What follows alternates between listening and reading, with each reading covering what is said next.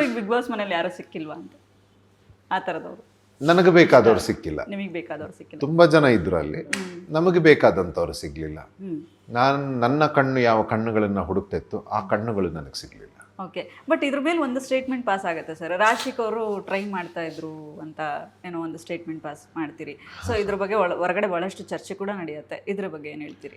ನಾನು ಅದೇ ಬೇರೆ ಮಾಧ್ಯಮದವರು ಇದೊಂದು ದೊಡ್ಡ ವಿಷಯ ಆಗುತ್ತೆ. ಅಲ್ಲಿ ಒಳಗಡೆ ಇರಬೇಕಾದ್ರೆ ಅವರು ಒಂದು ನನ್ನ ಹತ್ರ ಬಂದು ತುಂಬ ಚೆನ್ನಾಗಿ ಮಾತಾಡಿಸ್ತಾ ಇರ್ತಾರೆ. ಆದರೆ ನಾವು ಯಾವುದೋ ಒಂದು ಮನಸ್ಥಿತಿಯಲ್ಲಿ ಇರ್ತೀವಿ ಅಥವಾ ನಾವು ಗೇಮಲ್ಲಿ ಏನೋ ಯೋಚನೆ ಮಾಡ್ತಿರ್ತೀವಿ. And I am very private person. ನಾನು ಅದನ್ನೇ ಹೇಳಿದ್ದು. ಅವರು ನನ್ನನ್ನು ನೋಡಿಲ್ಲ, ಹೊರಗಡೆ ನನ್ನ ಬಗ್ಗೆ ಗೊತ್ತಿಲ್ಲ. ಅವರು ಬರ್ತಾರೆ, ಮಾತಾಡ್ತಾರೆ. ಲಾಸ್ಟಿಗೆ ಅವ್ರಿಗೆ ಅದೇ ಸಿಟ್ಟು ಮಾಡ್ಕೊಳ್ತಾಯಿದ್ರು. ನಾವು ಹೋಗಿ ಮಾತಾಡ್ಸಿದ್ರು ಮಾತಾಡೋಕ್ಕೆ ಬರಲ್ಲ, ಅದನ್ನು ಬೇರೆ ಥರ ಟರ್ನ್ ಮಾಡ್ತಾಯಿದ್ರು. ಅವನಿಗೆ ಅಂದರೆ ಆಟಿಟ್ಯೂಡಾ ಏನೋ ಬೇರೆ ಥರ. ಸೊ ನನಗೆ ಯಾರಿಗಾದ್ರೂ ಬೇಜಾರಾಗುತ್ತೆ. ನೀವು ಬಂದು ಮಾತಾಡಿ, ನಾನು ಮಾತಾಡ್ತೀನಿ.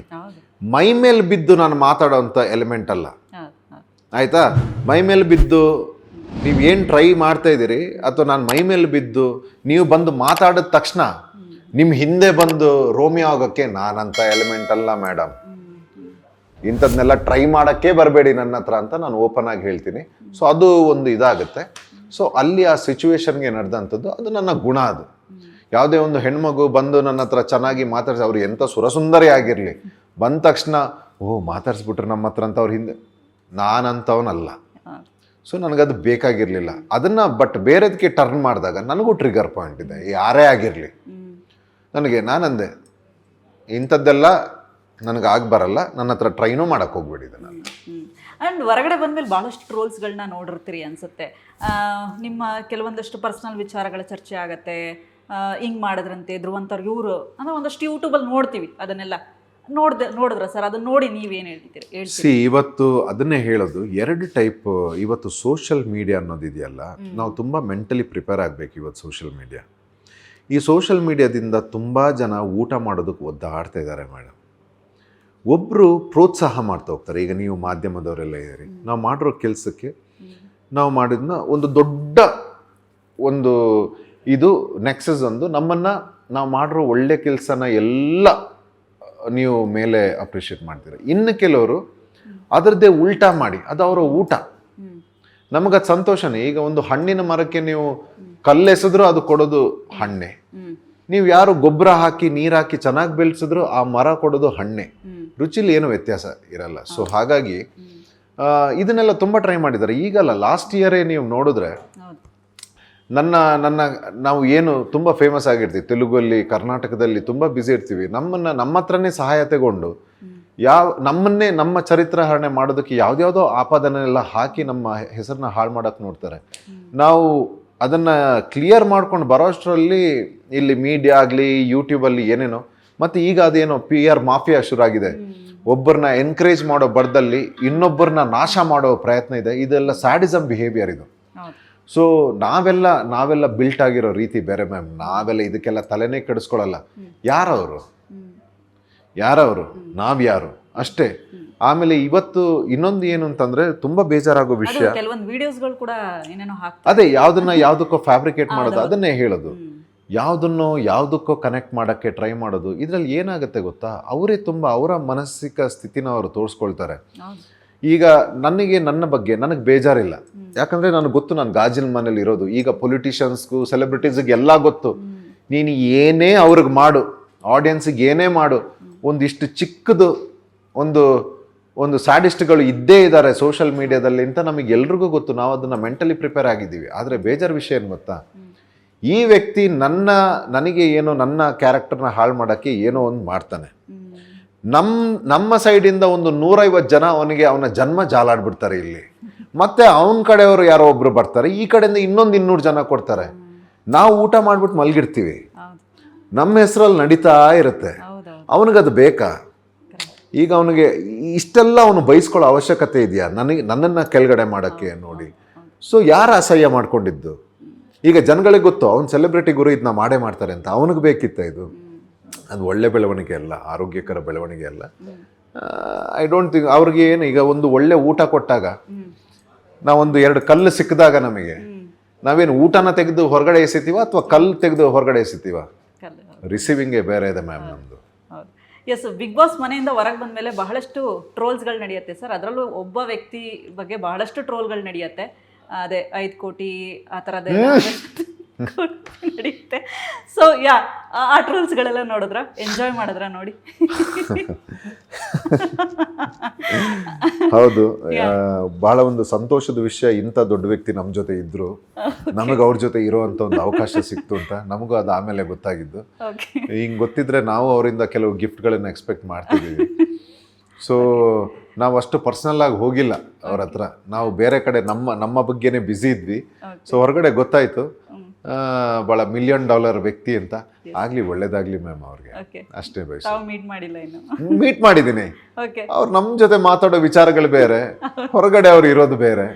ಸೊ ಹಾಗಾಗಿ ಈ ರೀತಿ ಇದೆ ಅಂತಂದ್ರೆ end of the day again people are entertained. ಯಾವುದೋ ಒಂದು ವಿಷಯ ಇದೆ ಮಾರ್ಕೆಟಲ್ಲಿ ಅಂತಂದ್ರೆ ಜಯ ಮಾ ಕಾಲ್. Super sir. ಎಸ್ ಸರ್, ಇನ್ನು ಕಿಚ್ಚನ ಚಪ್ಪಾಳೆ ಬಗ್ಗೆ ಬಹಳ ಚರ್ಚೆ ಆಗುತ್ತೆ ಆ್ಯಂಡ್ ಬಹಳ ಜನ ವಿಡಿಯೋ ಮಾಡಿ ಕೂಡ ಹಾಕ್ತಾರೆ. ಕಿಚ್ಚನ ಚಪ್ಪಾಳೆ ಧ್ರುವಂತ್ ಅವ್ರಿಗೆ ಕೊಡಬಾರ್ದಿತ್ತು, ಗಿಲ್ಲಿಯವ್ರಿಗೆ ಕೊಡಬೇಕಿತ್ತು. ಈ ಸೀಸನ್ ಕಿಚ್ಚನ ಚಪ್ಪಾಳೆ ಗಿಲ್ಲಿಯವ್ರಿಗೆ ಕೊಡಬೇಕು. ಸುದೀಪ್ ಅವ್ರ ಮೇಲೂ ಕೂಡ ಬಹಳಷ್ಟು ಇದಾಗುತ್ತೆ, ವಿರೋಧ ವ್ಯಕ್ತಪಡಿಸ್ತಾರೆ ಕೆಲವು. ಏನು ಹೇಳ್ತೀರಾ ಇದ್ರ ಬಗ್ಗೆ? ಇದ್ರ ಬಗ್ಗೆ ತುಂಬ ಕ್ಲಾರಿಟಿ ಕೊಟ್ಟಿದ್ದೀನಿ ನಾನು.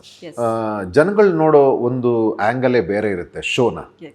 It is not a comedy show. ನಿಮ್ಮ ಎಂಟರ್ಟೈನ್ಮೆಂಟ್ ಅಂತ ನೋಡ್ತಾರೆ. ಕಿಚ್ಚ ಸುದೀಪ್ ಅವರು ಮತ್ತು ಬಿಗ್ ಬಾಸ್ದು ಹೋಲ್ ಥೀಮೇ ಬೇರೆ ಇದೆ. ಅವರು 12 ವರ್ಷ ಅದನ್ನು ಕಟ್ಟಿ ಬೆಳೆಸಿರೋರು. ಅವ್ರು ನೋಡೋ ಆ್ಯಂಗಲೇ ಬೇರೆ ಇದೆ. ಒಬ್ಬ ವ್ಯಕ್ತಿ ಆ ಮನೆಯಿಂದ ಕಾಲು ಇಟ್ಟು ಬೆಳಿಗ್ಗೆ ಏಳೋದ್ರಿಂದ ರಾತ್ರಿ ಮಲ್ಗೋವರೆಗೆ ಸ್ಕ್ಯಾನಿಂಗ್ ಆಗುತ್ತೆ ಒಬ್ಬ ವ್ಯಕ್ತಿನ. ಇಷ್ಟು ಜನದಲ್ಲಿ, ಇಷ್ಟು ಸೀಸನ್ಗಳಲ್ಲಿ ಧ್ರುವಂತ್ ಯಾರು ಅಂತ ಆ ರೀತಿ ಸ್ಕ್ಯಾನ್ ಮಾಡಿದ್ದಾರೆ ಅವರು. ಅವನು ಯಾವ ರೀತಿ ಕೊಡ್ತಾ ಇದ್ದಾನೆ. ಮತ್ತು ಕಾಮಿಡಿ ಮಾತ್ರ ಅಲ್ಲ ಮ್ಯಾಮ್ ಆ ಶೋ, ನಿಜವಾಗ್ಲೂ ಹೇಳ್ತೀನಿ. ನೀವು ಬೆಳಿಗ್ಗೆ ಎದ್ದು ನೀವು ಅಲ್ಲಿ ನಮ್ಮ ಹತ್ರ ಸುಮಾರು ಟಾಸ್ಕ್ಗಳಿರುತ್ತೆ, ಸುಮಾರು ಚಾಲೆಂಜ್ಗಳಿರುತ್ತೆ, ಸುಮಾರು ಜಾಗದಲ್ಲಿ ನಾವು ನಿರ್ಧಾರಗಳನ್ನು ಹೇಳೋದು ತೆಗೊಳ್ಳೋದಿರುತ್ತೆ. ನಮ್ಮನ್ನು ಯಾವ ರೀತಿ ನಮಗೆ ಬರುತ್ತೆ ಚಾಲೆಂಜ್ಗಳು, ಅದನ್ನು ಯಾವ ರೀತಿ ಡಿಕೋಡ್ ಮಾಡ್ತೀವಿ ನಾವು. ಅಲ್ಲಿ ಓದೋದ್ರಿಂದ ಹಿಡಿದು ಆ ಮನೆನ ಇಟ್ಕೊಳ್ಳೋ ರೀತಿ, ಮತ್ತು ನಮ್ಮ ವೈಯಕ್ತಿಕವಾಗಿ ನೀವು ಎಂಥ ವ್ಯಕ್ತಿ, ನಿಮ್ಮ ಪರ್ಸನಾಲಿಟಿ ಏನು, ಅದೆಲ್ಲ ಬರುತ್ತೆ. ಮತ್ತು ಕಿಚ್ಚ ಸುದೀಪ್ ಅವರು ಅದನ್ನೆಲ್ಲ ಅನಾಲಿಸಿಸ್ ಮಾಡಿರ್ತಾರೆ. ಮತ್ತು ಅವರಿಂದ ಬರ್ತಾ ಇದೆ, ಆ ಚಾನಲಿಂದ, ಬಿಗ್ ಬಾಸ್ ಇದರಿಂದ ಅವರಿಂದ ಬರ್ತಾ ಇದೆ ಅಂತಂದರೆ ಸುಮ್ಮನೆ ಬರಲ್ಲ ಅದು. ಅವ್ರು ಅಷ್ಟು ನೋಡಿ ನನಗೆ ಮೊಟ್ಟ ಮೊದಲ ಇಡೀ ಇತಿಹಾಸದಲ್ಲಿ, ಬಿಗ್ ಬಾಸ್ ಇತಿಹಾಸದಲ್ಲಿ ನನಗೆ ಇಡೀ ಸೀಸನ್ನ ಚಪ್ಪಾಳೆ ಸಿಗುತ್ತೆ ಮ್ಯಾಮ್. ಅದ್ರ ತೂಕನೇ ಬೇರೆ ಇದೆ ಮೇಡಮ್. ಆ್ಯಂಡ್ ನಾವು ಕೊಟ್ಟಿರೋದು ನಮಗೆ ಗೊತ್ತು.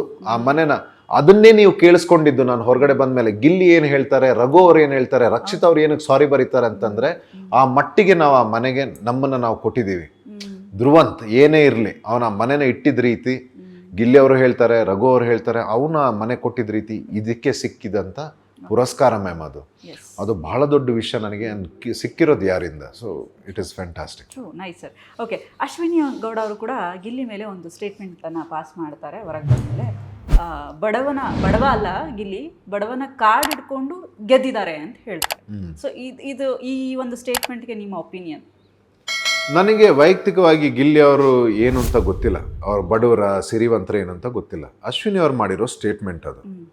ಸೊ ನನ್ನ ಪ್ರಕಾರ ನೀವು ವೈಯಕ್ತಿಕ ಇವ್ರನ್ನ, ಗಿಲ್ಲಿ ಅವ್ರನ್ನ ಹೊರಗಡೆ, ಅಶ್ವಿನಿ ಅವ್ರನ್ನ ಹೊರಗಡೆ ಇಟ್ಟು ನೀವು ಮಾತಾಡೋದಾದ್ರೆ, ಇವತ್ತಿನ ಕಾಲದಲ್ಲಿ ಬಡವ ನಾನು ಅಥವಾ ನಾನು ಇದು ಈ ಸಿಂಪತಿ ಕಾರ್ಡ್ ಇಟ್ಕೊಂಡು ಬರೋದೇ ಬೇಡ, ನಿಮಗೆ ಈ ವೇದಿಕೆ ಅಲ್ಲ. ನೀವು ಯಾವುದೋ ಚಾರಿಟಿಗೆ ಹೋಗಿ, ನಾನು ಬಡವ ಅದಕ್ಕೋಸ್ಕರ ನಾನು ಗೆಲ್ಲಬೇಕು ಬೇಡ.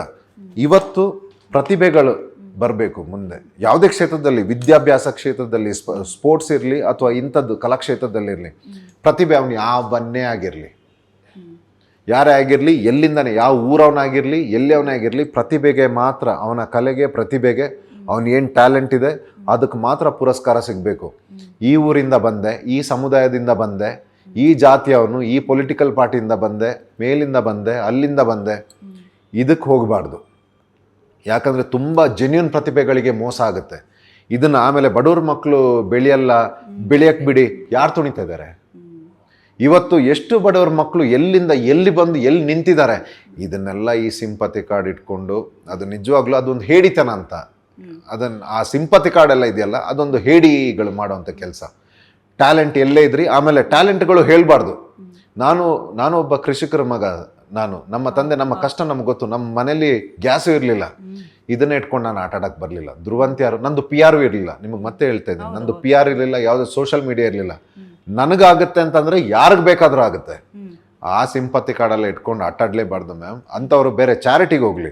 ಸ್ಪೋರ್ಟ್ಸ್ ಅಂತ ಒಲಿಂಪಿಕ್ಸ್ ಅಲ್ಲಿ ಗೋಲ್ಡ್ ಮೆಡಲ್ ತಗೊಂಡಿರೋರು ಬಂದು ನಾನು ಈ ಊರಿಂದ ಬಂದಿದ್ದೀನಿ, ನಾನು ಬಡವನ ಮಗ ಅಂತ ಕೊಡ್ತಾರ ಮೆಡಲ್? ಇಲ್ಲ ತಾನೇ. ಅವನ ಟ್ಯಾಲೆಂಟ್ ಅದು ಮಾತ್ರ ಕಾಣಿಸ್ಬೇಕು. ಆಮೇಲೆ ನನಗೂ ಅಷ್ಟೇ, ಯಾರು ನಾನು ಈ ಊರವನು ಈ ಭಾಷೆಯನ್ನು ಬೇಡ, ನಾನು ಎಲ್ರಿಗೂ ಸೇರಿರೋನು, ನಾನು ಕರ್ನಾಟಕದ ಹುಡುಗ, ನಾನು ಎಲ್ಲ ಮನೆಗೂ ಸೇರಿರೋನು, ಅದರಲ್ಲೇ ನನ್ನ ಜಡ್ಜ್ಮೆಂಟ್ಗಳಾಗಬೇಕು ಅಷ್ಟೇ. ಹಾಗಾದ್ರೆ ಗಿಲ್ಲಿ ಅವರು ಟ್ಯಾಲೆಂಟ್ ಮೂಲಕ ವಿನ್ ಆಗಿದ್ದಾರೆ. ಹಾಗಾದ್ರೆ ಎಗೇನ್ ಎಂಟರ್ಟೈನ್ಮೆಂಟ್ ಅಂತ ಬಂದಾಗ ಜನಗಳಿಗೆ ಅವ್ರ ಎಂಟರ್ಟೈನ್ಮೆಂಟ್ ಇಷ್ಟ ಆಗಿದ್ದಾರೆ, ಜನಗಳಿಗೆ ಏನು ಬೇಕು ಅವ್ರು ಕೊಟ್ಟಿದ್ದಾರೆ, ಅವ್ರಿಗೇನು ಬೇಕು ಜನಗಳು ಕೊಟ್ಟಿದ್ದಾರೆ, ಫಿನಿಶ್ ಅಷ್ಟೇ ಅಷ್ಟೇ. Yes sir, super. ಇನ್ನು ಇನ್ನೊಂದು ಪ್ರಶ್ನೆ, ಭಾಳ ಜನ ಇದನ್ನು ಹೇಳಿ ಅಂದರೆ ಒಂದಷ್ಟು ಡಿಸ್ಕಷನ್ ಆಗಿದ್ರ ಬಗ್ಗೆ ಕೇಳ್ತಾ ಇದ್ದೀನಿ.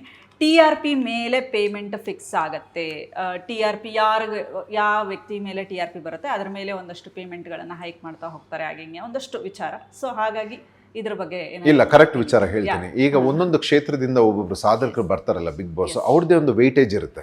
ಓಕೆ, ಅದ್ರ ಪ್ರಕಾರ ಒಂದು ಪೇಮೆಂಟ್ ಸೆಲೆಕ್ಟ್ ಆಗುತ್ತೆ ಹೊರಗಡೆ ಆ ಫೀಲ್ಡಲ್ಲಿ. ಒಳಗಡೆ ಅವ್ರು ಏನು ಪರ್ಫಾರ್ಮ್ ಮಾಡ್ತಾರೆ ಅದ್ರ ಮೇಲೆ ಆಗಲ್ಲ.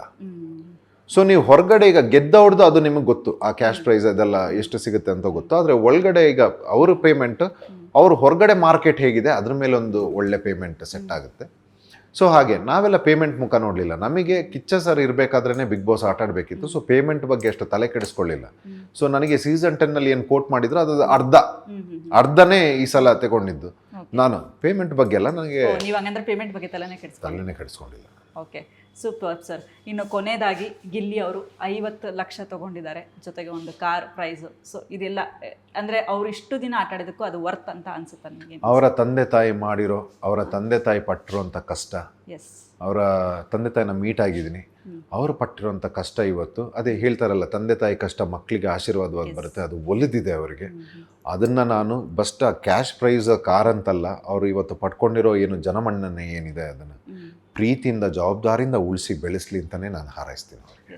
ಎಸ್ ಸರ್, ಕೊನೆಯದಾಗಿ ಏನು ಫ್ಯೂಚರ್ ಪ್ಲ್ಯಾನ್ಸ್ ಇದೆ, ಏನು ನನ್ನ ಅಜೆಂಡಾ ನಾನು ಎಲ್ರಿಗೂ ಗೊತ್ತು.